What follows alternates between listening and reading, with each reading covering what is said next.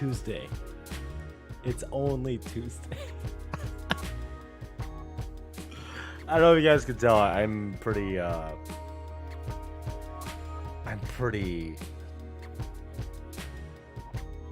tired. It's just like, and I'm not recording on the podcast yet, so don't worry. But I just want to have some personal one-on-one with you guys. So if you guys have any questions regarding myself, not related to the podcast I'm about to record, which is about tennis grunters, let me know like now so I can answer it. So Wasabi, I see you upgraded to the new Tennis Head 2086, same as mine. I've had this one ever since I started the channel. I've had this one, so I really upgrade, unless you think I upgraded. So yeah. Let's see, Matt. Dude, Matt, I'm pretty drunk right now. Maybe we should grab some beers. Sarah, match today. When are you or the Essential Tennis guys going to reach out to the Ultimate Push or MEP? It was fun to watch, but I want to see their heads explode playing Russell the Muscle. I hope Russell is doing well. I miss that. He's such a genuine guy. We tried to make like an Essential Tennis goes down to Georgia, Atlanta, Georgia, but it just didn't work out. And I think it had something to do with Ian's book signing. So hopefully it'll be soon. I'm trying to get. I'm going down to Texas to Newcomb's Ranch with a few of the Discord followers sometime in October. I totally forgot. I still got to book flight tickets, but work has just been super stressful. I'm just like adulting, being a software engineer, tennis stringer, competitive tennis player, tennis coach, and trying to have like a social life or nonetheless dating life. It's hard. It's really hard. So yeah. Are you set up for okay. Whoa, quite a bit. Jerpenheimer, Mike and Mark would rematch would be hype. Yeah, I would say so too. I gotta reach out to him to play a match. Maybe I should play him on real tennis. Would you get popcorns and all? Mark Sand said, I see. Okay, upgraded. Just finished a league match, quite frustrating. Played off my rocker. My partner couldn't make a shot. Lost first set. Up 4-1 in the second. Lost the second 6-4. Yeah, that's why I like playing double. That's why I like playing singles. When you're losing, it's all up to you. Are you certified at stringing? What's up, Eric Lex Eaton? Am I certified at stringing? No. I think any type of certification in tennis is a 100% scam. That's 100% my opinion. Might be a dumb question, but I'm wanting to see how curious how hard it is. Just don't be a fucking idiot. I think that's how it is. Here's the thing.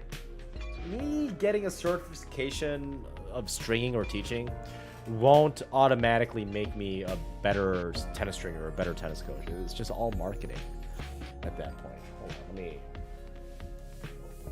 aperture up a little bit. Okay. A little smoother, I think.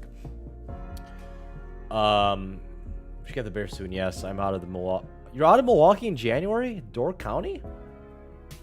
Is that with your mom? Matthew Rock? What racket for someone wanting transition between a racket, away from a tweener racket? Wilson Blade is a pretty good one. Wilson Blade, 16 by 19. Curtis Umstead. Hey, man, switch back to the Puro VS already from the K7 Red. Saw you using it in your last match. Upload. The one with Chris, the 4-5 baseline pusher, apparently it triggered a lot of people. That was the E-Zone 98 2018 version. But that match was recorded late May, so it's chronologically it's a little bit out of order, so sorry about that. Okay, from here on out, while I crack open this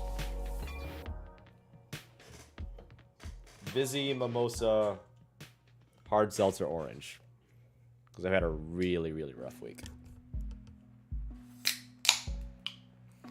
Okay, I'm only going to be answering questions related to the topic now, right? The topic is going to be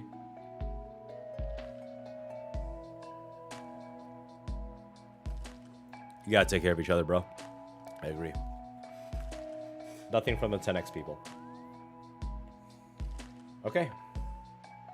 I'll be recording.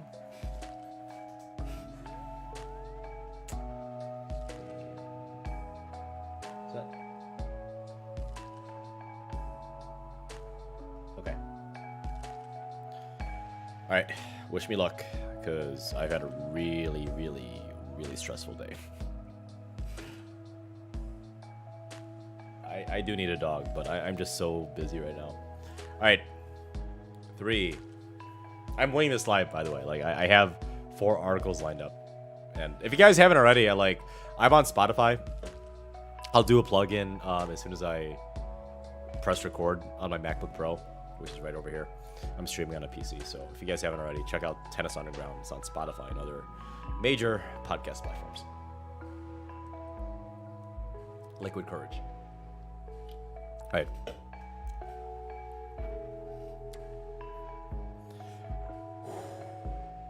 I should do stand-up comedy sometime, but more on that later. 3, 2, and 1.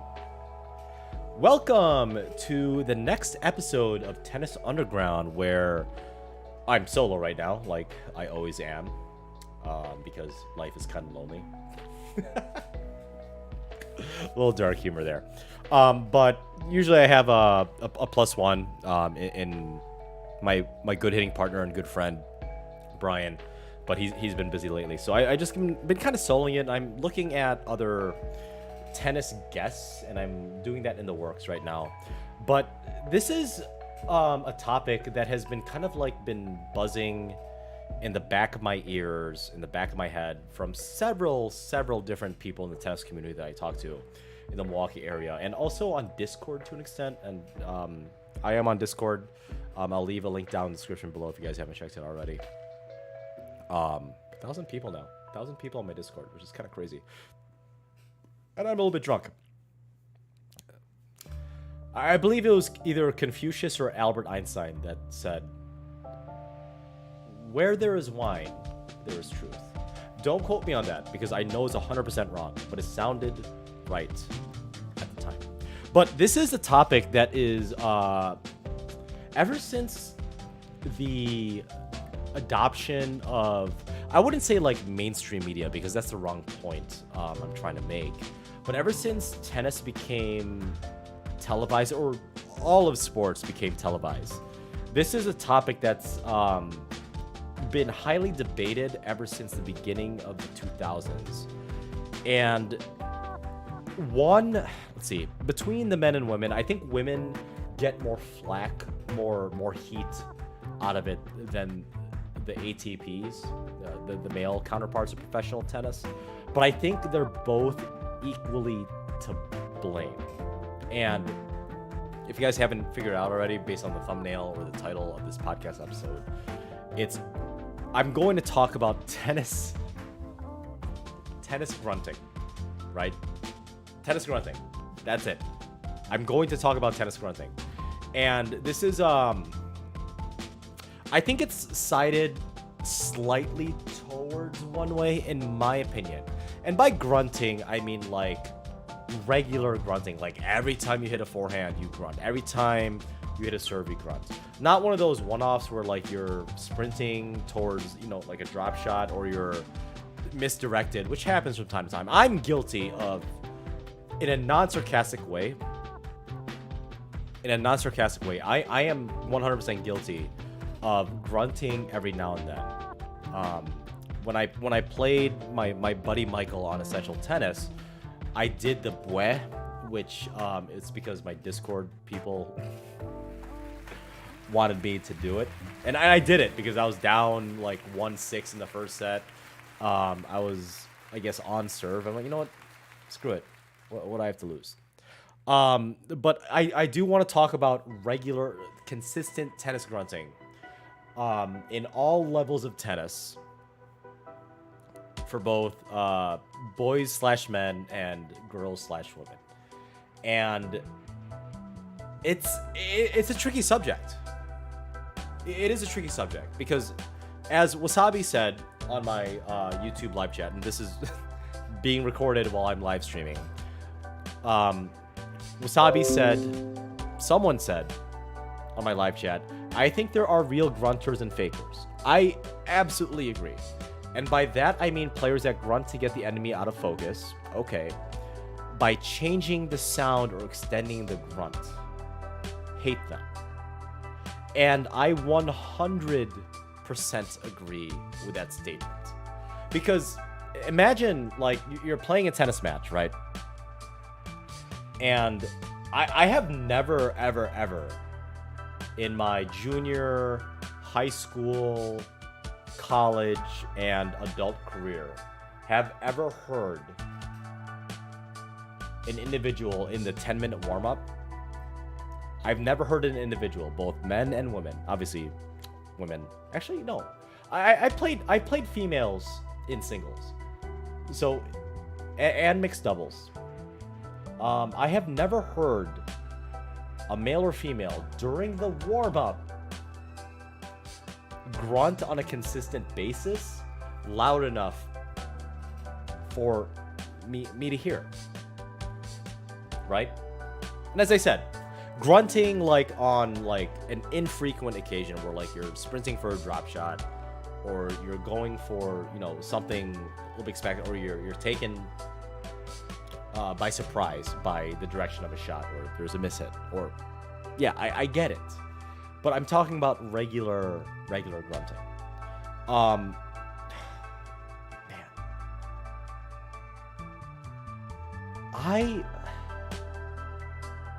I honestly do want to hear what other people think, but this is my opinion, and I guess you could call me like a tennis purist. You can. But the number one thing that pisses me off most in all parts of tennis is I actually think men are more guilty of this than women, from what I've seen and experienced, is that they start their vocalization of their grunt or exhaling after they make contact with the ball. So like, if you're facing an individual like this, right?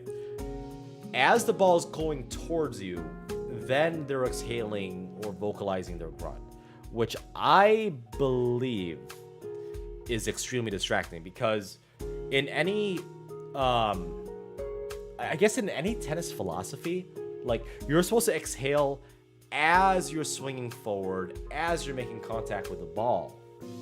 And exhaling is like the only like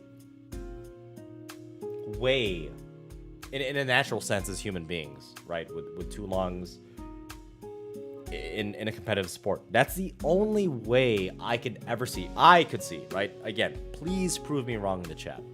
Then I could see that you vocalize a grunt that is loud enough for your opponent that is on the other side of the tennis court is able to hear. And this standard goes for both men and women. Like, we could talk about Sharapova, who I'm not a big fan of in terms of personality and who she blames for all kinds of stuff and being banned being banned by the WTA. In my opinion, it was the right call, and this could be a completely different topic another day. I honestly think Nadal is, and I know I'm going to get roasted, and I'm going to say this anyway because it's honestly how I feel. I think Nadal is more of a guilty grunter in terms of distracting the other person across the net than Sharapova. Yes, Sharapova might be louder. I agree, and it's almost unnatural. But I don't, in my personal opinion, I'm more than open to being wrong about this. I personally think Nadal's grunt is way too delayed. I don't think Nadal, and David Ferrer is also guilty of this. They grunt way too late. It doesn't make a lot of sense. Like, if you look at other tennis players, and yes, I am a Federer fanboy. I'm more than willing to admit this. Federer, on a regular basis, doesn't grunt. He doesn't. He doesn't. I'm 100% sure he exhales during most of his ground strokes, if not even, like, I would say even serves. But, I mean, have I heard Federer grunt? Absolutely. Absolutely. Absolutely. But it's not regular, right? Djokovic kind of grunt. I guess it depends on his opponents. So, well, excuse me, because my phone's blowing up right now.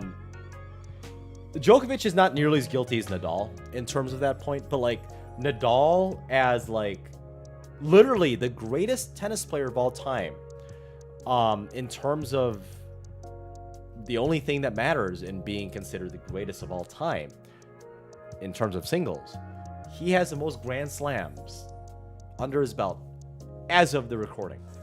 And I honestly think it's not necessary. Does he? I'm not denying that he doesn't put ungodly amounts of effort, footwork, preparation, and overall momentum behind each and every single one of his shots. Nadal is one of the greatest competitors of all time, not only in tennis, but in my opinion, in all sports. But I personally think that he could do just as well without the grunt. I'm not a fan of Nadal's I guess stance, and we'll get into this in a bit, because Nadal and Lorenzo Sonego in, I think, either the third or fourth round of Wimbledon of this year, 2022, had a dealing at the net, right? But I have high respects for Nadal. Huge respects for Nadal. But I don't think he needs to grunt in that manner, at least, right? Because I've been recorded on YouTube at least 20 times, if not 25 times. I do grunt every now and then. That's like able to be heard. But I'm talking about the grunt where it's not only heard by the opponent across the net, but it's also loud enough and timed enough to be possibly distracting. I never understood that. Take another Spaniard, right? Let's take another Spaniard. Okay? Someone in chat is saying that it might be a Spaniard thing. Okay, and that's perfectly fine. Most people can, I guess, attest to that, right? Like, people are saying that a grunt is okay as long as you're not intentionally doing it to piss off opponents. But that's kind of it. This is my view, right? I'm an engineer. I think of ones and zeros. I think of true or false, right? Whether or not you intend to piss people off, if you do something, unfortunately, you still did it. Whether or not they're pissed, or whether or not you did it, the intention, in my opinion, the intention doesn't matter in this context, right? Someone also is saying that I grunt all the time. Good for you. My question is, Luis, do you grunt during warm-up? Do you grunt during drop shots? Do you grunt during delicate volleys? And thank you for voicing out your opinion. I'm perfectly okay with that. I'm honestly questioning it. Someone is also saying that they are thinking it's just Spaniards in general, and I'm going to get to that in a bit. These kinds of players play long points from the baseline. There's absolutely nothing wrong with that. They need to grunt to maintain the physicality for each shot. Well, personally, I think that point is wrong. Look at someone that has transformed the game in the 70s and 80s. Bjorn Borg. He's a Swede. He was kind of like one of the first pioneers to make tennis modern tennis from the baseline, along with Lendl. I don't think they've ever grunted. At least I've never heard them grunt. It could have been technology at the time, because that was 30, 40 years ago. I've never heard them grunt, ever. And at the time, they had some of the biggest shots in the history of men's tennis.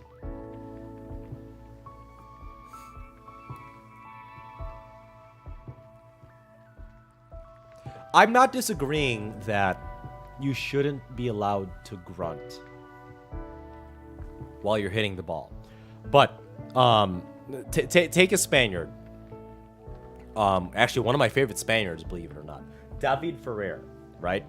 He vocalized his grunt after he made contact, for the most part. After he made contact, as the ball was traveling towards his opponent, You can't tell me that if it happens on a very regular basis, which it does, that's not intentional to, like, at least throw off your opponent.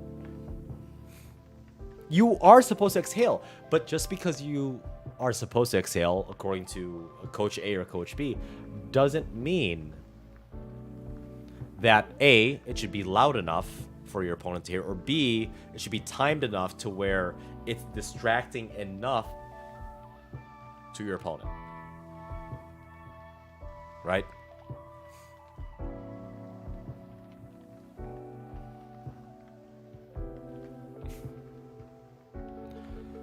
But let's go into the more let's go into more, like, obviously I was talking about, and before I get into the more modern part of things, and this is a pretty good bridge in my opinion. Fernando Verdasco, massive forehand lefty. He took Nadal to 5 sets in, I believe it was the 2009 Australian Open men's singles semifinal. One of the greatest matches ever played, in my opinion. Right? In my opinion, I don't have metrics for that. I can't prove that, but in my opinion, Verdasco doesn't grunt like regularly, in my opinion. But he grunts occasionally. But when he does grunt, it's not distracting enough to where like hey, there's something off about this. Also, on the flip side of a Spaniard, that's a total Chad. Richard Gasquet, who is one of the biggest backhands in modern tennis, single-handed backhand, obviously, because single-hand simps unite. I don't think I've ever actually heard him grunt, ever, in a professional tennis match. I don't think I've ever heard Richard Gasquet grunt. But he has a very, very deadly backhand from all parts of the tennis court, specifically downline backhand. Grigor Dimitrov, one of the next-gen touts, so to speak. Great talent. Never, ever, ever grunted from any of the matches I've seen, both highlights and real time. And you can't say that Grigor Dimitrov, at least back then, in his prime, in his highest ranking of being top 20, top 10, didn't hit a big ball. No grunting. Again, I'm perfectly fine with you guys disagreeing. That's why I'm having this conversation, because I think it's important. And I'm not here to insult anybody. But to more modern news, right? Let's talk about something that happened in Wimbledon of 2022, right? I believe it was the 3rd or 4th round of Nadal facing the Italian Lorenzo Sonego. So, according to an article by Hindustan Times, and I remember seeing this, not only in my Discord, but also just in my inner circles, right? Nadal apparently called Sonego in during a Wimbledon match, I believe it was on center court, to talk about Sonego's apparently purposeful distraction, right? So, the headlines. He distracted me. Nadal accused of poor sportsmanship by Sonego after Wimbledon tie. Spaniard apologizes. Watch. More that Nadal's splendid show. It was the spat between the two that took center stage on Saturday, with Sonego, the first week of Saturday, with Sonego accusing the Spaniard for poor sportsmanship. Nadal later apologized. In all honesty, I don't think apologizing shows weakness. It shows introspection. At least in sports, right? So, Nadal kept his hope up for a calendar Grand Slam alive as he scripted a dominating show against Italy's Lorenzo Sonego on Saturday at the center court. So I was right. Center court of Wimbledon as he advanced to the 4th round of Wimbledon 2022 with a straight set win. I was right about center court. He had earlier dropped a set in each of his first 2 matches on the return to the All England club for the first time in 3 years. Yeah, it's been a messed up 3 years, especially for Nadal. But Rafa Nadal looked in a supreme best on grass as he took down the 27th seed with a 6-1, 6-2, 6-4 win. But more than Nadal's splendid show, it was the spat between the two, which is unfortunate because if you play really well on a worldwide stage, and there's like a spat. Must be a British or European term. If there's a spat, if there's a confrontation, or if there's a discrepancy between the two parties, two teams, two individuals, or hell, even two coaches, it kind of overshadows it. So I'm not taking anything from Nadal, because, I mean, a 6-1, 6-2, 6-4 against the number 27 in the world, that's a beatdown. But more than Nadal's splendid show, it was the spat between the two that took center stage on Saturday, with Sonego later accusing the Spaniard of poor sportsmanship. And we are going to talk about this, okay? During the third set, the final set, Nadal had called Sonego to the net as he was left unhappy, weird adjective, with the Italian grunting during points. Isn't it kind of ironic that Nadal, again, high respect to Nadal. I believe Nadal is the greatest male singles tennis player of all time. But isn't it kind of ironic that, at least the way that this article is worded, right? Isn't it kind of ironic that Nadal was left unhappy because of Lorenzo Sonego's grunting during points? If there's any male tennis player that is currently active, if there's any male tennis player that you're currently like even thinking about that's like kind of like annoying, at least in the top like 50 of ATP, I think Nadal's up there. Again, tremendous respects to Nadal.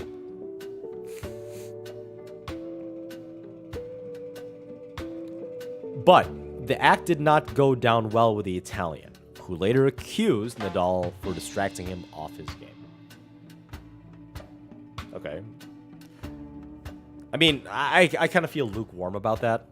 If a guy's going to call you to the net, it's your job as a professional athlete to not let that distract you, in my opinion. Like, a good example of distraction that, like, I will side to Lorenzo Sonego on this one is if Lorenzo Sonego's box was constantly being bombarded, the box during the match on Wimbledon center court was constantly being bombarded by pink dildos from the crowd. Every single time Lorenzo Sonego won a point. Just pink, thick, veiny dildos everywhere in Sonego's box. That's distracting. I will say. That is a point where Sonego does have the right to say, hey, can you have not the crowd throw pink, veiny, girthy dildos at my box, please? That'd be great. That's distracting. Talking to a guy at the net, and it wasn't even aggressive. He was just talking to him. Like, it seemed civil at the time. I don't think that's distracting enough to, like, kind of warrant this type of, I guess, excuse, right? But, again, I'm not a professional tennis player. That's my opinion. A player should not call his opponent on the net. You cannot do that at Wimbledon. He can do that, and he did. Sorry, Lorenzo Sonego. Nadal should have just said a word with the umpire. Yeah, he could have. But the thing is, if Nadal is calling you to the net, you don't have to go to the net. Right? You don't have to go to the net. You don't. But he did. I think it's excuses at this point. Again, I haven't read this article yet. However, the issue had begun long before the interaction at the net. It was at the start of the final set when Nadal had gone up 3-1. A return from the two-time Wimbledon champion. Oh yeah, Nadal's only won 2 Wimbledons. It's kind of weird. Struck Sonego on his head. A return. And was later requested for the lights to be turned on. Weird. Later, the roof was closed when Nadal was leading 4-2, leaving the 36-year-old frustrated as it caused a delay in the match. Okay, fine.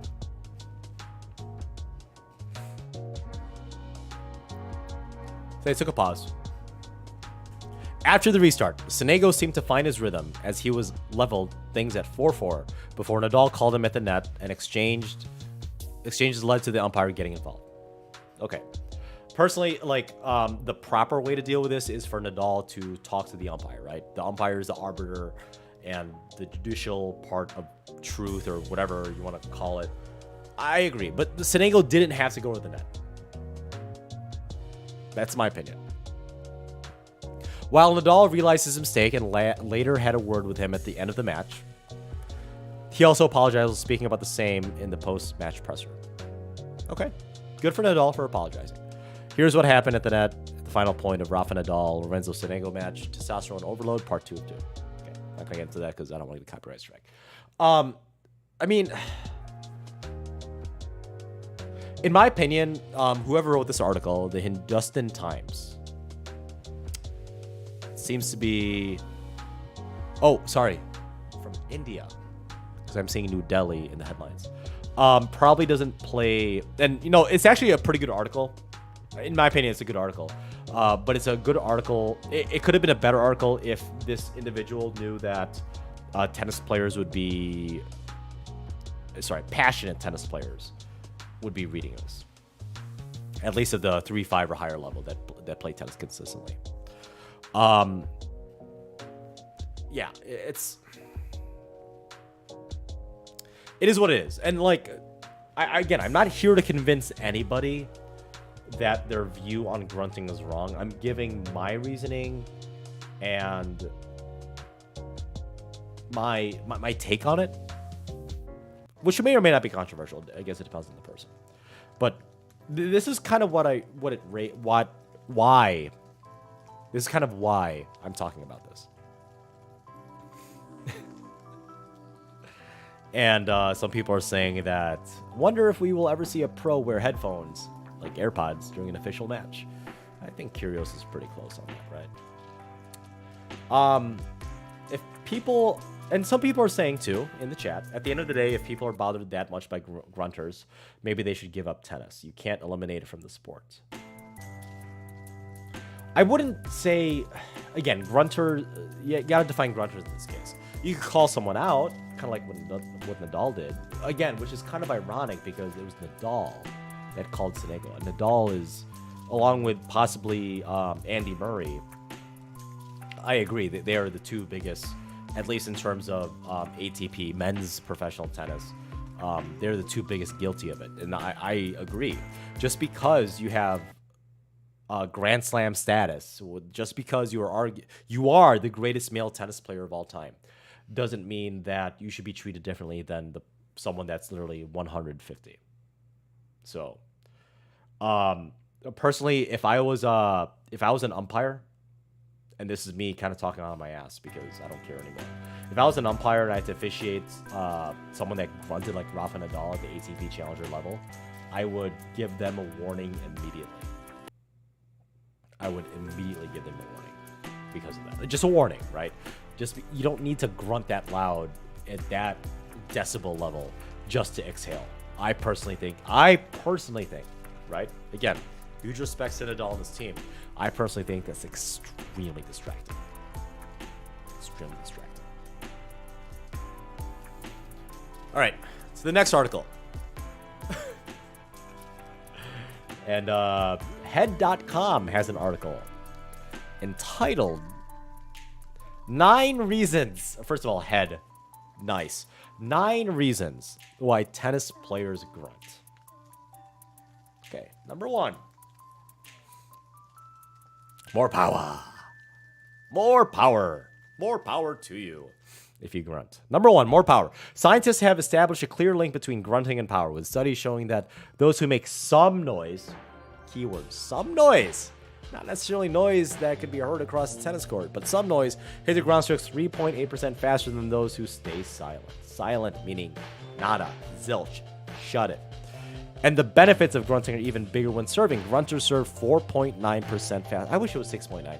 4% faster than players who are quiet. It seems like it's easier to make more physical effort when you're letting out a noise as you do it.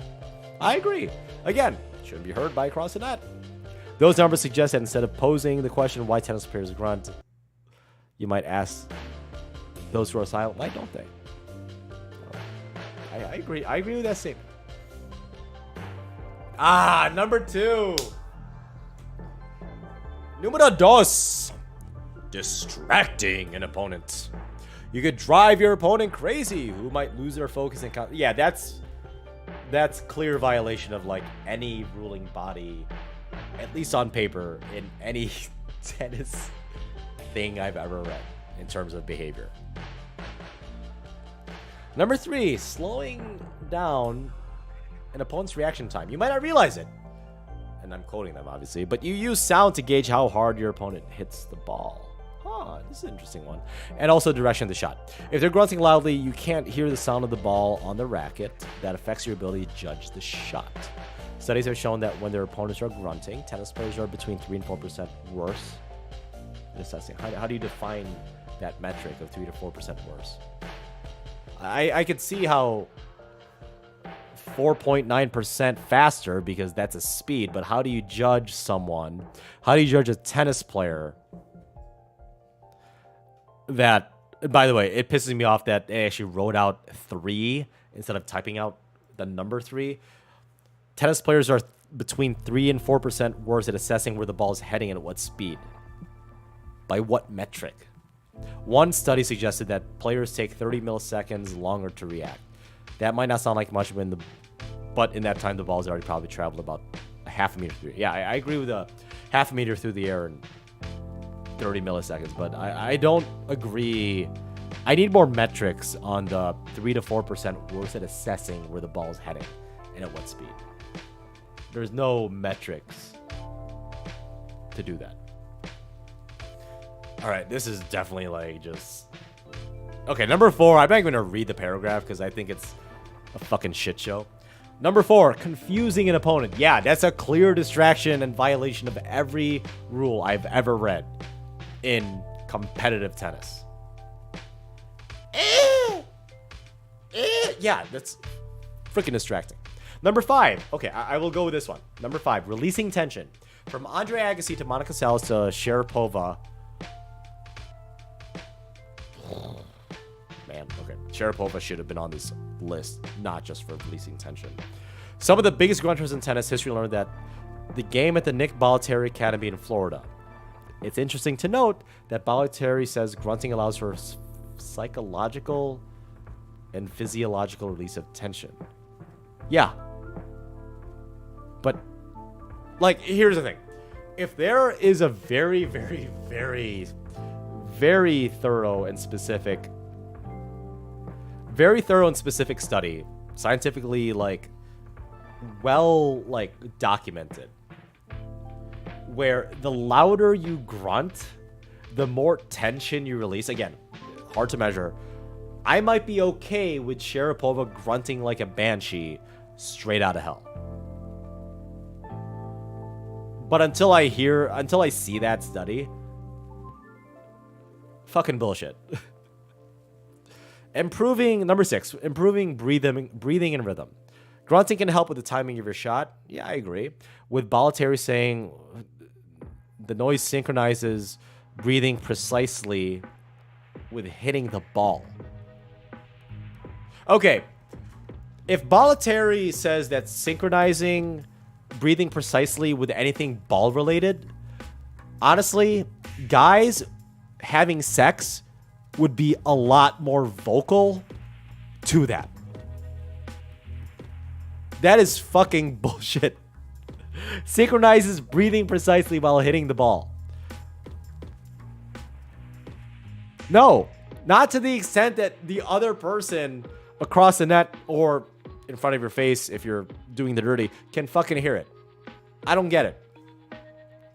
No, Bollettieri... Ugh. Fucking Bollettieri. Habit. They just can't help themselves. Number 8, habit. They just can't help themselves.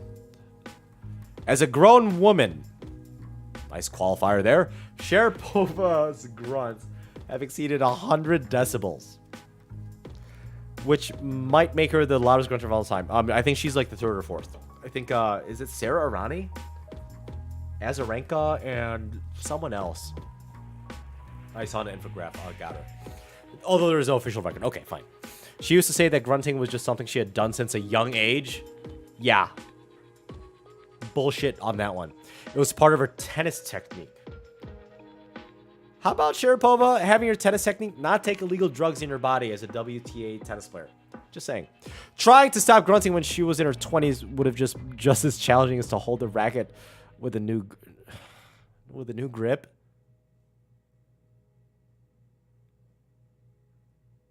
No. It was always fascinating, though, to listen to her practice sessions when she would be completely silent. Exactly! If you're not doing it during practice, during an intense practice, like point play, match play, why are you doing it during a tennis match?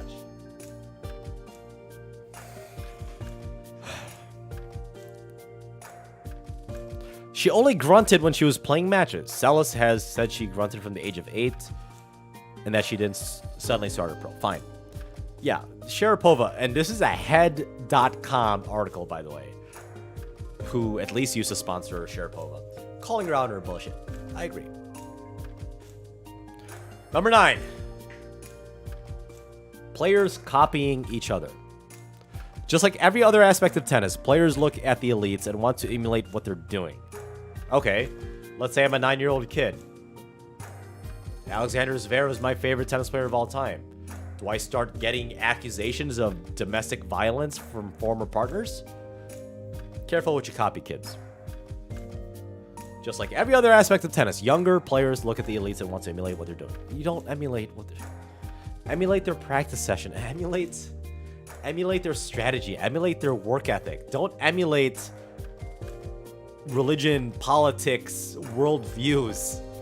No, they're athletes. They're not normal human beings. If grunters are winning Grand Slams, children and teenagers are also going to make some noise. I fucking hope not. When that generation then reaches the top of the sword, the cycle begins again. This is what's wrong with, in my opinion, the industrialized world. A young, impressionable kid sees like their favorite tennis player, decided their favorite tennis player. And they decide, oh, I'm going to emulate everything that tennis player does. That's not okay. You don't emulate everything about a human being. You don't. You take bits and pieces of what they do well, analyze it, and say, hey, will this work for me? Will this work for the betterment of myself and the people around me, right? Emulate Zverev's footwork. Emulate Alexander Zverev's backhand technique, forehand technique. Not second serve, obviously. Don't emulate the stuff that he's been led to allegations off the court. Again, they're allegations. Never proven. True, I think.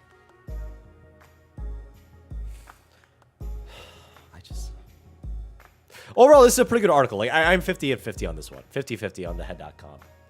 All about tennis. 9 reasons why tennis players grunt. Bless myself. So, I mean, what do you guys think? Like, I do want to know what you guys think about grunting to the extent that it might possibly interrupt the person across the net for you. Like, leave a comment down in the section below. Also, hit like. Why not? So, before I sign off, I do live stream this once a week, these recordings in front of a live chat audience on YouTube. So, follow Mark_Sanset, SANSAIT on YouTube. And hit subscribe, hit like for more original tennis content. So, I do want to hear your guys' thoughts on, yes, grunting is okay to that extent. No, it's not okay to that extent. You guys know where I land, or anything in between. It's an open forum.